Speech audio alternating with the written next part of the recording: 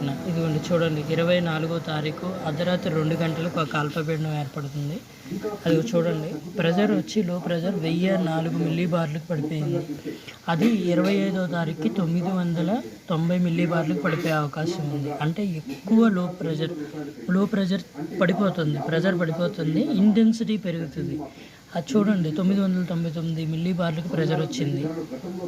Okay, ఇప్పుడు మళ్ళీ pressure చూడండి 999 26వ తారీఖుకి. సో ఇది 26వ తారీఖు మధ్యాహ్నం 3ంటికి 26వ తారీఖు మధ్యాహ్నం 3ంటికి 997 మిల్లీ బార్ల లో ప్రెజర్తో తీవ్ర తుఫానుగా మారింది.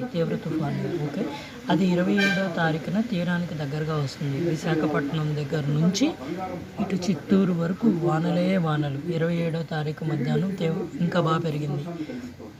997 మిల్లీ బార్లు పడిపోయింది. 996 మిల్లీ బార్లు స్టాండర్డ్గా నుంచుంది అక్కడ. 998 మిల్లీ బార్లు, 995 అంటే బాగా పడిపోయింది. 96 పడిపోయింది. ఇది మచిలీపట్నం దగ్గర తీరాన్ని దాటే అవకాశం ఉన్నట్టుగా మనకు చూపిస్తుంది. చూడండి మచిలీపట్నం దగ్గర 995, 25వ తారీఖు మధ్యాహ్నం 2 గంటలకి మచిలీపట్నం దగ్గర తీరాన్ని దాటే అవకాశం అయితే ఉన్నట్టుగా మనకు చూపిస్తుంది windy.com. సో అది ఆ రోజు ఈవినింగ్ వరకు అలానే ఉంటుంది. Thank you.